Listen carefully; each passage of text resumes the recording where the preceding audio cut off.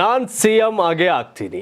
ಈ ಡೈಲಾಗ್ ಬೇರೆ ಯಾರು ಹೇಳಕ್ಕೆ ಸಾಧ್ಯ ಇಲ್ಲ. ಇದನ್ನು DK ಶಿವಕುಮಾರ್ ಮಾತ್ರ ಹೇಳಲಿಕ್ಕೆ ಸಾಧ್ಯ. ಯಾಕೆಂದರೆ ಕರ್ನಾಟಕ ಕಾಂಗ್ರೆಸ್ ಸರ್ಕಾರದಲ್ಲಿ ಮುಂದಿನ ಮುಖ್ಯಮಂತ್ರಿ DK ಶಿವಕುಮಾರ್. 2.5 ವರ್ಷದ ನಂತರ DK ಶಿವಕುಮಾರ್ ಮುಖ್ಯಮಂತ್ರಿ ಆಗ್ತಾರೆ ಅನ್ನೋ ಚರ್ಚೆಗಳು ಅದು ಸಹಜ, ಆಗಿಂದಾಗೆ ಬರ್ತಿರುತ್ತೆ.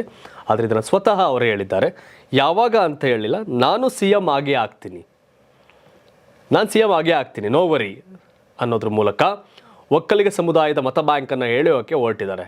ಯಾಕೆಂದರೆ DK ಶಿವಕುಮಾರ್ ಮುಖ್ಯಮಂತ್ರಿ ಆಗ್ತಾರೆ ಅನ್ನೋ ಲೆಕ್ಕಾಚಾರದಲ್ಲಿ ಒಂದಷ್ಟು ಚುನಾವಣೆ ಕೂಡ ಹಳೆ ಮೈಸೂರು ಭಾಗದ ಒಕ್ಕಲಿಗರು ಕಾಂಗ್ರೆಸ್ ವೋಟ್ ಮಾಡಿದ್ದಾರೆ, ಒಂದಷ್ಟು ಪ್ರಮಾಣದಲ್ಲಿ, ಪೂರ್ಣ ಪ್ರಮಾಣದಲ್ಲ.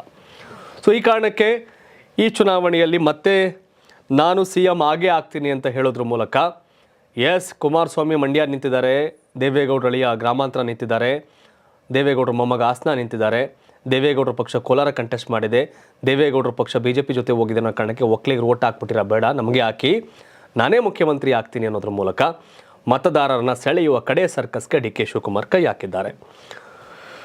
ಮುಖ್ಯಮಂತ್ರಿ ನೇಮಕ ಏನೋ ಅದಕ್ಕೆ ಬಹುಮತ ಬಂದ ತಕ್ಷಣ ಮುಖ್ಯಮಂತ್ರಿಯ ಆಯ್ಕೆ ಮಾಡೋ ಸಂದರ್ಭ ಭಾಳ ಅಗ್ಗಜಗ್ಗಾಟ ಆಗಿತ್ತು. ದೆಹಲಿಯಲ್ಲಿ ತುಂಬ ಡಿಲೇ ಆಗಿತ್ತು. 5 ವರ್ಷ ಸಿದ್ದರಾಮಯ್ಯ ಆಗಬೇಕು ಅನ್ನೋ ಚರ್ಚೆಗಳು, ಫಸ್ಟು ನಾನೇ ಆಗಬೇಕು ಅನ್ನೋ DK ಶಿವಕುಮಾರ್ ಒದ್ದಾಟಗಳೆಲ್ಲವೂ ನಡೀತು.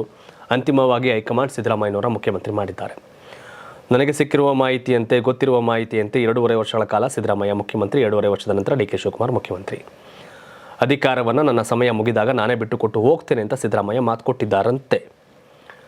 ಆದರೆ ಸಿದ್ದು ಬೆಂಬಲಿಗರಿಗೆ DK ಶಿವಕುಮಾರ್ಗೆ ಅಧಿಕಾರವನ್ನು ಹಸ್ತಾಂತರ ಮಾಡುವ ಇಷ್ಟ ಇಲ್ಲ. ಸ್ವತಃ ಸಿದ್ದರಾಮಯ್ಯ ಪುತ್ರ ಯತೀಂದ್ರ ಅತಿ ಹೆಚ್ಚು ಲೋಕಸಭಾ ಸ್ಥಾನಗಳ ಗೆದ್ದರೆ ನಮ್ಮ ತಂದೆ 5 ವರ್ಷ CM ಆಗಿ ಮುಂದುವರಿತಾರೆ ಅಂತ ಹೇಳಿದರು. ಇದು ಮತ್ತಷ್ಟು ಬೆಂಕಿ ಕಾರಣ ಆಗಿತ್ತು. ಇನ್ನೊಂದಷ್ಟು ಜನ DCM ಬೇಕು ಅಂತ DK ಶಿವಕುಮಾರ್ ಅವ್ರನ್ನ ತುಮಕೂರಿನ KN ರಾಜಣ್ಣ ಒಂದಷ್ಟು ಜನ ಕೆಣಕ್ತಿದ್ರು ಅವಾಗ ಪದೇ ಪದೇ.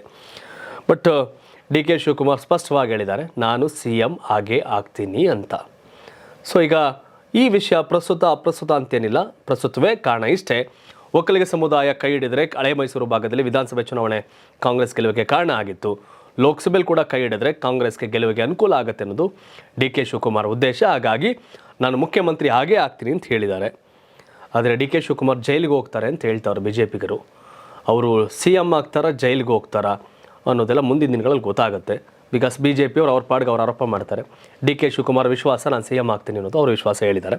ನಿಮ್ಮ ಪ್ರಕಾರ ವೀಕ್ಷಕರೇ, DK ಶಿವಕುಮಾರ್ ಮುಂದೆ CM ಆಗೇ ಆಗ್ತಾರಾ? ತಮ್ಮ ಅಭಿಪ್ರಾಯ ಏನು? ಕಾಮೆಂಟ್ ಮಾಡಿ ತಿಳಿಸಿ. ಹಾಗೆ ಈ ದೇಶದ ಪ್ರಧಾನಿ ಯಾರಾಗಬೇಕು, ನರೇಂದ್ರ ಮೋದಿಯವರ ಅಥವಾ ರಾಹುಲ್ ಗಾಂಧಿಯವರ? ಕಾಮೆಂಟ್ ಮಾಡಿ.